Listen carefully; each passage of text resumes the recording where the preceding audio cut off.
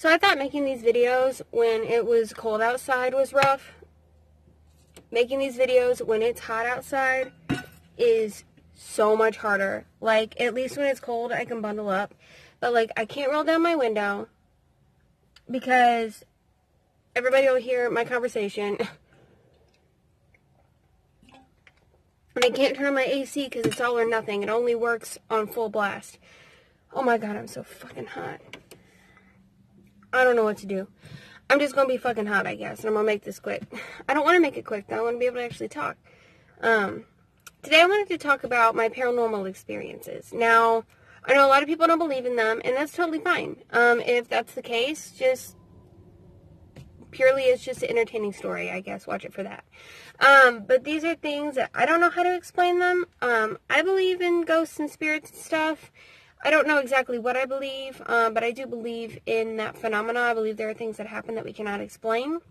And these are just my experiences, and I will go in chronological order.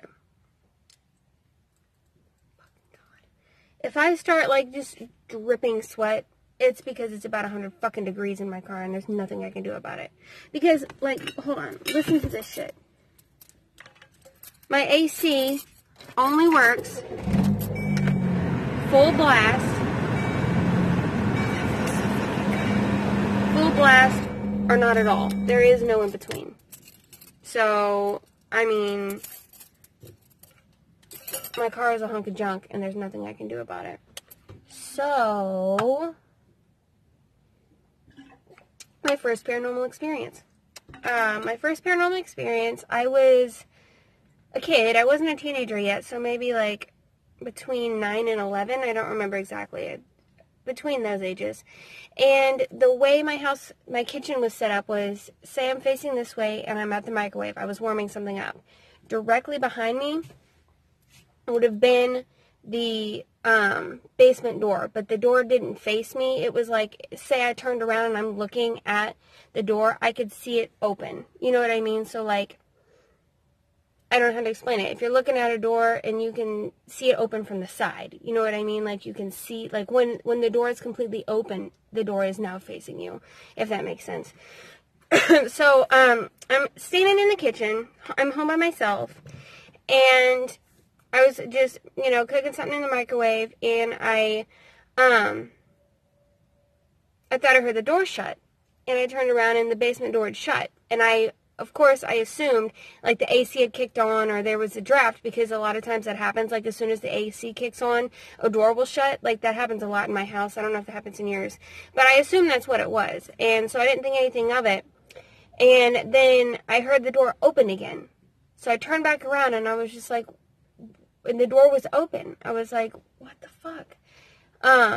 Not all the way completely open, but open probably about that much. But when it shut, I had heard it latch. You know, that distinct noise when a door actually latches shut. And so I was just staring at it for a second. And the fucker shut again. And I was just, like, standing there frozen, like, out of fear. I didn't really know what that meant. I didn't know what was going on.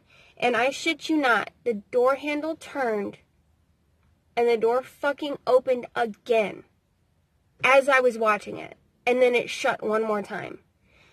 I didn't know what to do. I knew I didn't see a hand, like, when it opened. I didn't see somebody, like, reaching, like, pushing it open or, like, pushing it open. You know what I'm saying? But I don't know. I walked over to the door and I opened it and I, like, looked down in the basement and nobody was there.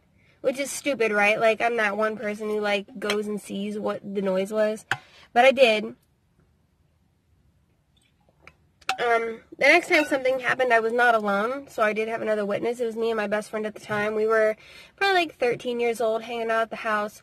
Once again, we were going to the basement. And obviously, the basement is near the kitchen. So we had to walk through the kitchen to get to the basement.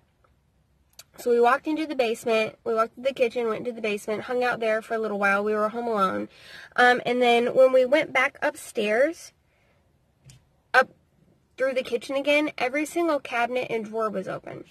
Now, when we had went downstairs originally, some of them were open, so it's not like they were all shut and then they were all open. Some of them were already open, and so I was like, Were they all open and we just didn't realize it? She was like, no. That's how I knew, like, okay, it's not just me. Like, somebody else saw this. We went in the basement. We came back upstairs, and all the rest of the drawers and cabinets were completely open. And then the next time something strange happened, I was living in New Mexico at the time. I lived there for about a year. A lot of spooky, strange things happened there, but I'm just going to talk about the two main ones.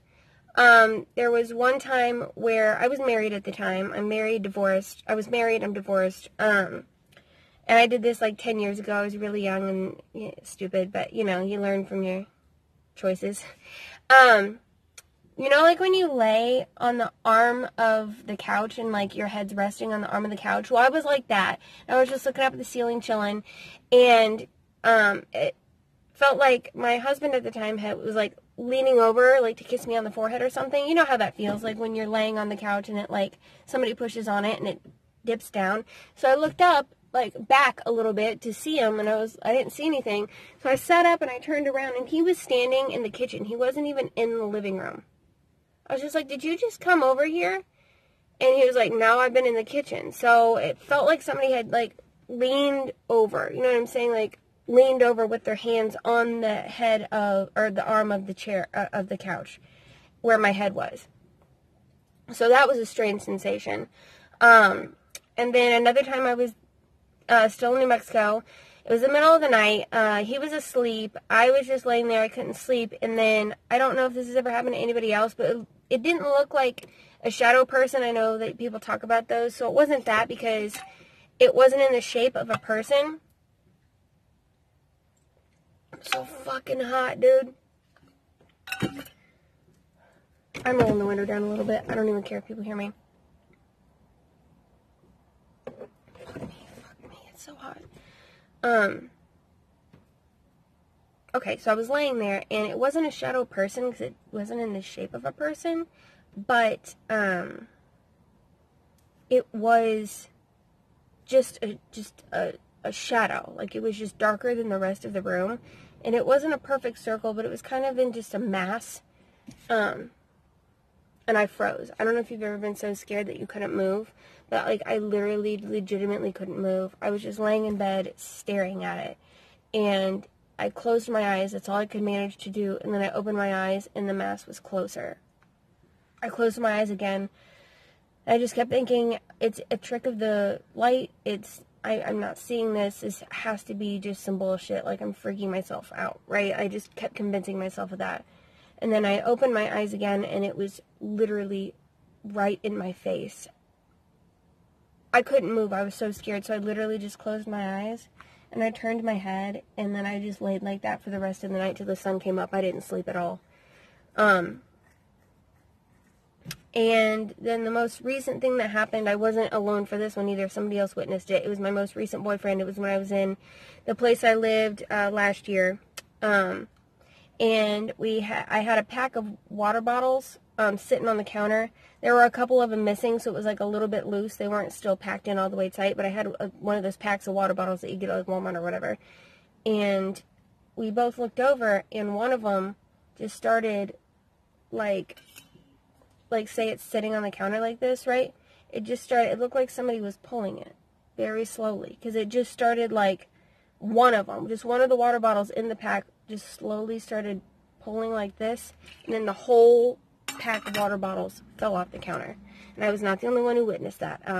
He was just like, did you just see that? He was like, it looked like somebody was pulling it.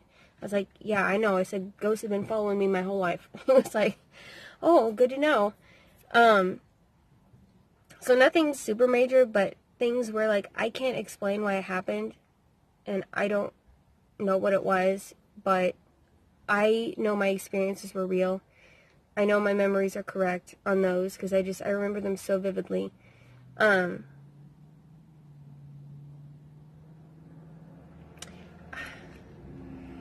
I always get a little nervous when they happen, but I'm not, like, so... The only time I was genuinely scared was that dark mass, and it's because I don't think that was a ghost. I think that was something darker. Like I said, you don't have to believe any of this shit. I do. That one felt dark. That one felt, like, scary. The rest of them are just kind of weird and, like, freaked me out a little bit, but, like, I could move on with my day. That black mass thing, that fucked me up for, like, I didn't even want to go in the bedroom for a while after that. That really scared me. But I guess that's it. Those are my paranormal stories. So I'm just going to go ahead and go. Just remember that there's always hope that tomorrow will be a better day.